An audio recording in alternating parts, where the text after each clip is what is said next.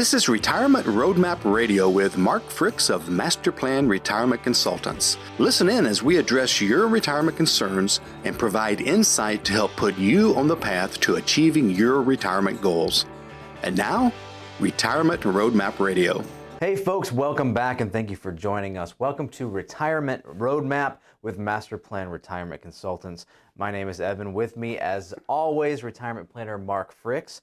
While we believe everyone should take some time now and then to dream about their eventual retirement, it's important to bear in mind that how you envision your ideal retirement is likely to change as you grow older. Your needs, your tastes, your financial circumstances will change over the course of a retirement. But no matter how these circumstances change, you'll likely still have about 4 clear stages or chapters of retirement. There's a recent Kiplinger magazine article entitled The 4 Phases of Retirement, which really sparked this topic for today. We're going to refer to them as chapters today. Chapter 1, Mark, and that would be the pre-retirement years. Begins about a decade before retirement. Yeah, you want to start looking at, probably the kids are on their way out the door, finishing up college perhaps. Some finances are changing a little bit from that standpoint. Maybe they've gotten married and flown the coop or whatever it may be. So a lot of your big expenses hopefully have gotten out of the way or close to it. And so you want to start now thinking about what is that next big phase, and of course this, the last third of your life, retirement. But like you said, 4 chapters. That first chapter is really important because we can get some of our best saving and growth during that decade. So let's say you want to retire at 62 to 64, so your early 50s really need to be looking at, am I maxing out my savings, my 401k? Are we getting our bills paid down, getting, debt taken care of? That can be very important. Realigning, maybe reassessing where we might end up. Are we going to move? We're going to downsize, start thinking about that, maybe not doing it yet, but thinking about that kind of thing as well. So it can be a very critical time to really get that growth factor kicked in and maybe even begin lining up some of your assets to better reflect the approaching retirement. Yeah. It's not all about growth at this point. It's beginning to transition just a little bit into, we still got to have some good growth. We still got to throw some money in, but we also maybe need to develop some different types of accounts. Also a great time to start thinking about taxes in retirement. Begin transitioning maybe more to Roth type holdings and other efficient buckets for taxes as well. So there's a lot of things going on here, and really, this is the time you need to start thinking about working with somebody that really specializes in retirement. It's one thing you've been working with somebody at one of these street side financial planning firms. I don't mean that in a bad way. I just mean in the strip shopping center or whatever, and they're fine for trying to grow money. But now you start thinking about where's my income coming from? What's my Social Security going to look like? Do I have a pension or not? And how am I going to take it? Again, this is not enough time to make final decisions, but at least begin thinking about that. And if you're married and have a spouse, start talking about this. There's so many times folks come to our office in their early to mid 50s, they've not ever had a discussion about what their retirement looks like. And they kind of look at each other going, I didn't know you wanted to do that, or whatever it may be. So again, that's kind of where somebody like we can step in and conduct that conversation and bring up some points that maybe you haven't thought of yet. I didn't think that you read my notes before this, but I think you hit every one of my points. I did not read them. So. No, but this is, for most people, this is probably in their early 50s, the beginning of this decade before retirement. So planning is vital. The first thoughtful approach is, what are your retirement goals? What kind of lifestyle do you want? And as you said, what changes are you going to consider downsizing a home? Are you going to move to the mountains? Eliminating debt before retirement is a huge one. Paying off the car, that kind of stuff. If you're married, making sure that your goals are aligned with your spouse as well is a huge one that's actually not often considered. Not out of spite or anything, but a lot of times we don't realize that we have different goals than each other. What's the first time you've really probably talked about that? I mean, all the goals over all these years have been, hey, we want the kids to go to college, we want to live in this community. But now it's just a total different way of thinking, and it's just the two of you again, or getting close to the two of you again, right? And so it's stuff that's not been discussed before, probably. Some couples are better at it than others, but it's still not something that, it comes up a lot. And again, the early meetings we have with our clients is a lot about the feelings they have about retirement, the feelings they have about money, the fears. Maybe I didn't realize my spouse had a fear about whatever it may be, right? So not only just goals and dreams, but those fears and what can we do to get rid of those fears? What kind of a strategy can we put together? And that's why we call it a retirement roadmap, because it's just like, do you want to drive, from Georgia to California with no map, no plan, not enough gas in your car and all that, or do you want to have a plan to get there? That's one of the first stories we used to tell when we founded this firm, was the road trip to California, and my book is kind of based on that. So it's about having that well thought out plan. Yeah, and as you mentioned, the money that you've been saving for years may not be enough for your full retirement. Your strategy's also got to include a thoughtful plan for reliable retirement income. Kiplinger actually cites a survey that found 1/3 of Americans indicate they have no concept of how much money they'll need saved to get them the best odds for achieving their ideal retirement. And I love it too when somebody comes in and says, I read an article that says you need $1 million to retire. I'm like, what does that mean? In which bubble that you've created? Who knows? Yeah, are you living in an RV? Are you living in a mansion? Are you living in California? I mean, there's so many things that we call that, as you know, investor pornography. It's just stuff thrown out there that to get people to read a magazine or something online that really has no meaning. So we want to look at somebody's situation as soon as possible. I mean, we've got now kids of parents that we work with in their 30s come to see us because they saw the importance that their parents put into planning this segment of our lives, and it just makes it that much better. It really does. I mean, this is just the ideal time, chapter 1, to create that holistic retirement plan, start getting the pieces together, start maturing those accounts that maybe are for income or whatever in the future, mid-50s or so, great time to start getting those prepped and seasoned for that time in your life. So chapter 2, early years of retirement. Typically, this is the most expensive time. You're more active. Yeah, you get that bucket list. So those years you've been talking about what you're going to do, now you want to do them all, right? And then you want to do it while you can enjoy it. You're active. You're hopefully in good health. If you're in your early to mid 60s, that's a time when you still feel good. Typically, you have the energy. You want to go to the European trip. You want to go to Hawaii. You want to whatever it is you want to do. And so if you're transitioning, but it's also a very interesting time emotionally. Yeah, it really is. The next book I want to write whenever I have time, which may be 30 years from now, I don't know. But it is about that transition because we've seen these clients transition. And so they're scared and excited at the same time. They really are. Now, having a plan takes a lot of that stress off, but you still, you're walking away from a paycheck. Perhaps you've never done that before. And so how do you replace it? And what are you going to do with your time? If you become, kind of lazy and just kind of sleep late and stay up late, you can have health issues. And so how do you keep that going as well? Where do you find purpose?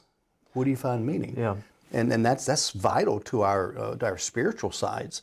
And so it is a very interesting time, and we have a lot of discussions with our clients about it. It's also a time when you're trying to get used to how that money's going to work. What's coming from where, which we've already designed that plan for our client, but it's just a little muddy. And of course, not really knowing how much we really need. We've talked about it for years with these clients, but you don't really know what you need until you need it. Well, that's kind of what we tell our clients when we're creating that income plan at the very beginning is, we're going to this is a flexible document. Right. This plan is flexible. It has to be. We don't know what's going to happen in life, but also when you first turn on retirement, you don't really know what you need every month. Maybe you need a little bit more. Maybe you have too much. You know what? Let's leave some of that money where it is and let it grow longer. I don't need it right now. Let's cut that nozzle off a little while. But also, as we've talked about in other shows, we do divide money up based on the purpose. And so this might be income, this might be growth. And so we may be spending more of our growth money earlier on to travel or to get that beach house or lake house, or whatever it might be, while we can, again, still enjoy it. And so there may be some tinkering with what's coming from where. And then you get, again, the tax situation. What are the taxes going to be? If we're digging a lot of money out of the IRA or 401k, we may be getting up into brackets we're not comfortable with. And so there's got to be some strategies to go along with that. But it is a very very interesting time to stand back. And I know I kind of interview our clients when they go through this transition just to learn more about it. And I've got one client, he said he just misses his he calls them his comrades from work, working as a team, and accomplishing things together with a goal in mind. Where do you find that? Yeah. Well, I think that's a great point too. Part-time work is not a bad idea. Financially, of course, it can help as you try to wade into retirement. What's my finances feel like? How does income feel right now? What do I need? Maybe delay Social Security with a little bit of part-time income. Yeah, but also exactly for what you say, I think emotionally and psychologically, for just your day-to-day, it can be helpful to have something, and especially if it's something that you've always been interested in. It's not necessarily work just for work's sake, but you're pursuing an interest or something you're passionate about, and that's filling some part-time. Yep. Yeah, again, and maybe it could be anything. Maybe you've always enjoyed fishing. Now you start tying your own flies, for fly fishing, and turn it into a business. Or maybe there's so many things out there. Or maybe it's just, again, staying out, getting out of the house and staying busy. Getting out and engaging with the world. Yep. Yeah, exactly. Absolutely. Also, this is a good time to consider your living arrangements. So around 40% of retirees move after they retire. So again, we mentioned a little bit earlier about thinking about that early on, but do you want to downsize, move closer to family? This is a time to consider some of those questions. Yeah, that's the dangerous part, though. You move closer to the kids and grandkids, and then they get transferred. Yeah. And you're left out in Wyoming or something. Yeah. Like Well, that, I mean, I don't want to spend too much more time on this chapter, but that's also, we see more and more, this is a really busy time for most of our clients' lives. If they're grandparents, close to family, watching the kids, also just filling up their time with interest. Sometimes they seem like they have a busier schedule than I do. Yeah, they wonder, how did I have time to work? Yeah, exactly. And I've had so many people tell me that too, which is a great thing, by the way, staying busy and getting out there and whatever it is you're filling your time with. But that's got to be a balance as well. Yeah. And so you got to find that, and it takes sometimes a little bit of time to figure out what that balance is. And am I babysitting my grandchildren so much that I've become their parents or whatever. So you can transition kind of back and forth through that as well. Yeah. I do want to take a moment, folks, and point you out to our website, masterplanretire.com. There you can find more episodes like the one we're doing today. You can find multiple retirement resources, but perhaps the best point of our website is the Schedule Now button, where you can schedule your complimentary consultation with an advisor to discuss your own retirement hopes, dreams, fears. What does your retirement roadmap look like? We can run a series of reports for you, get you organized, give yourself a 10,000-foot view of how your retirement outlook is and how we can find the places of strengths, the places of weaknesses, the improvements, and just an opportunity completely complimentary to have that series of reports ran. That's masterplanretire.com, or call us at the office 770-980-9262. Chapter 3. A decade into retirement. Now, this is often the least expensive retirement chapter. About a decade into your retirement, because you're likely traveling less, spending more of your time closer to home, things like that. So this is your, mid-70-ish time, I guess, give or take, right? You've done your bucket list. You're getting kind of to the age you don't really want to fly overseas. And again, this is very generalization here, by the way. Everybody's different. But it is, based on studies, kind of a time when we do spend less money because we're doing less things. Maybe the grandchildren are now teenagers or getting older, so it's not like you're babysitting them. Your trips are more about, to the grocery store as opposed to, driving across the nation to see something different or whatever. I know my mom and dad became full-time RVers. But as they got in their 70s and even 80s, they got to where they quit traveling around and just parked it somewhere. They just didn't feel comfortable driving that big RV all over the place. So it's just a transition into slowing down a little bit. Maybe that part-time job, you're done with it. You've kind of figured out what retirement's like and how you stay busy. Maybe you're volunteering or whatever. And hopefully enjoying each other if you're married more as well, or your friends.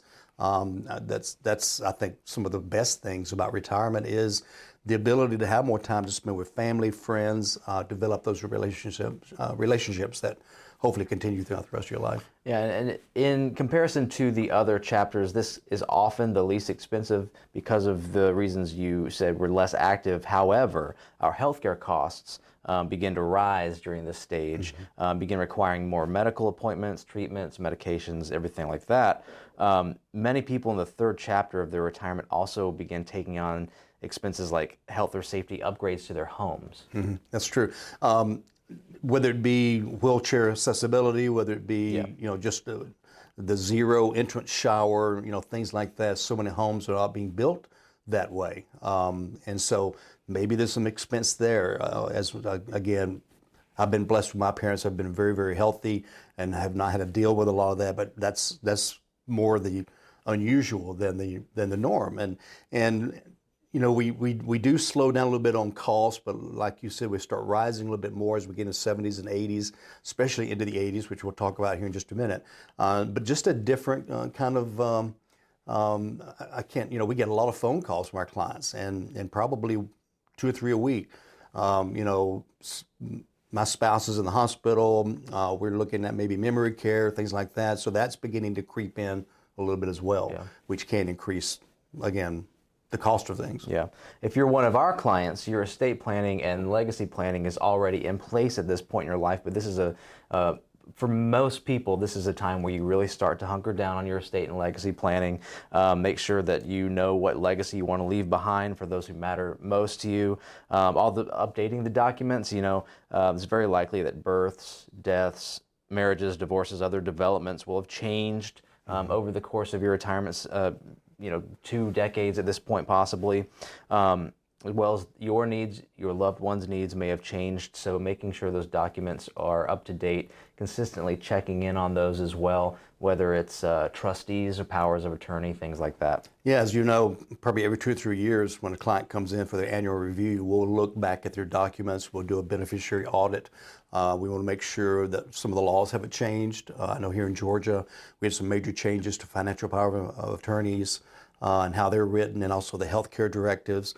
So people with those documents that were before that time period, 2018, 2017, they may not work very well. And so we want to make sure those are updated. And that's something probably people don't really think about if they're not working with someone. They just think, well, I got my will done 20 years ago, we're good.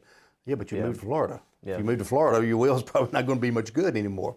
So it's not only aging and changes in laws, but also changes in where you may live. Yeah, and we just believe you shouldn't wait until your health begins to slip before working on something as essential as your legacy plan.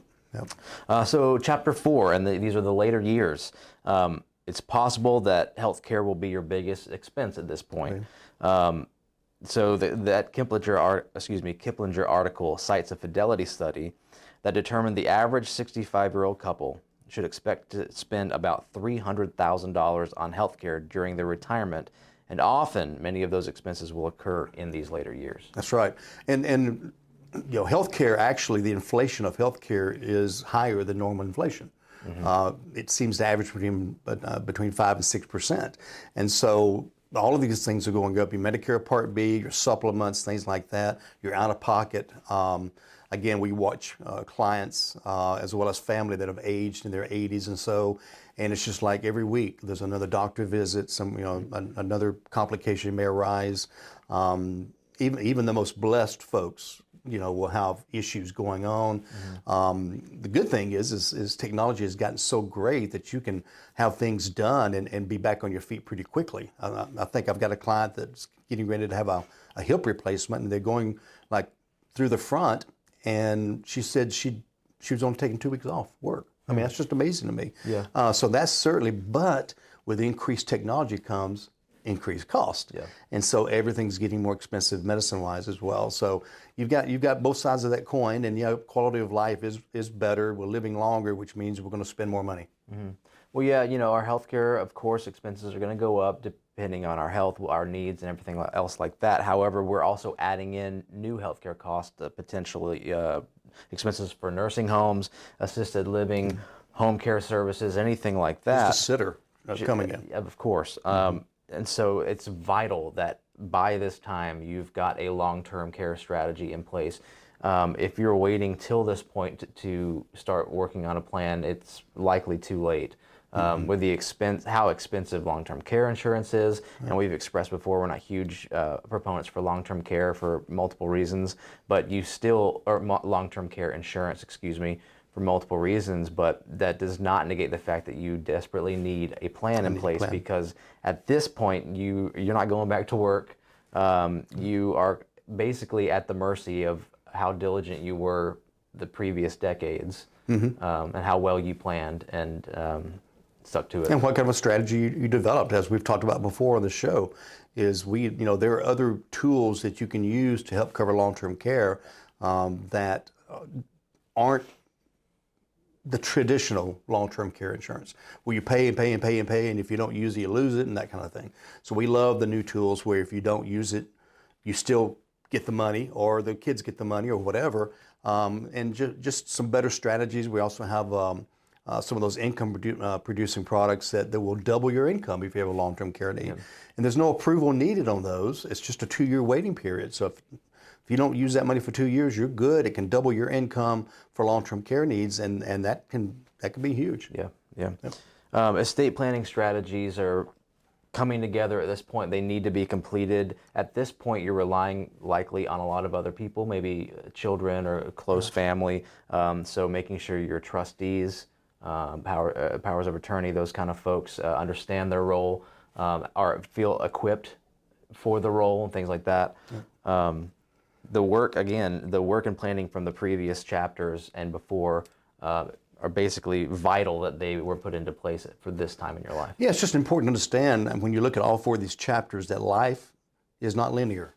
It's all over the place, but we do kind of have an upside down bell curve when it comes to money, which we've just talked about. Your 60s, you're spending probably a good bit more than you normally would. You slow down your 70s, you're spending less, and then because of health, spending more in the end. So that's why having a comprehensive retirement roadmap that ties these in and follows you through these years, it's changeable, it's updatable, it can adapt to what you need, to what laws say, or whatever it may be.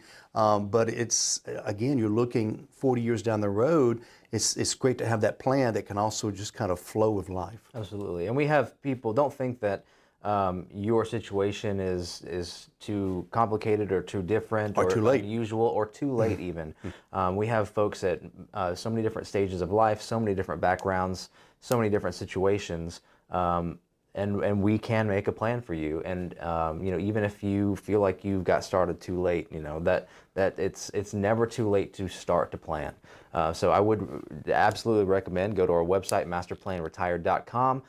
There you can click on the Schedule Now button, find a time on our calendar that works best for you to talk to one of our advisors, discuss your own retirement. Again, what keeps you up at night? What are you worried about? I think the biggest thing that we can provide with a retirement plan is peace of mind. A lot of people put off retirement planning because it's scary to think about. It's scary to look at. It's one of those avoid it so I don't have to think about it sort of situations. But the sooner you get started, the better.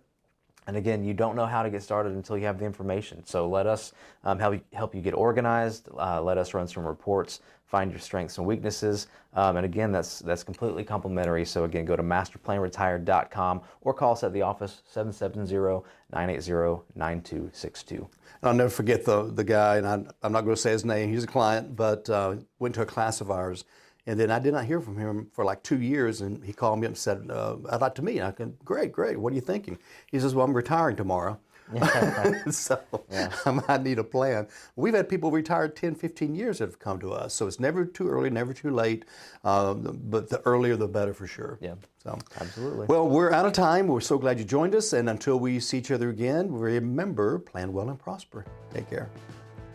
This was Retirement Roadmap Radio with Mark Fricks of Master Plan Retirement Consultants. To schedule a complimentary consultation, go to masterplanretire.com or call 770-980-9262. Thanks for listening, and remember, plan well and prosper. All matters discussed during this show are for informational purposes only. Each individual situation may vary, and the opinions expressed here may not apply to everyone. Materials presented are believed to be from reliable sources, and no representations can be made as to its accuracy. All ideas and information should be discussed in detail with one of our qualified representatives prior to implementation. Advisory services offered through Master Plan Retirement Consultants, a registered investment advisor in the state of Georgia. Mark Fricks and Master Plan Retirement Consultants are not affiliated with or endorsed by the Social Security Administration or any other government agency.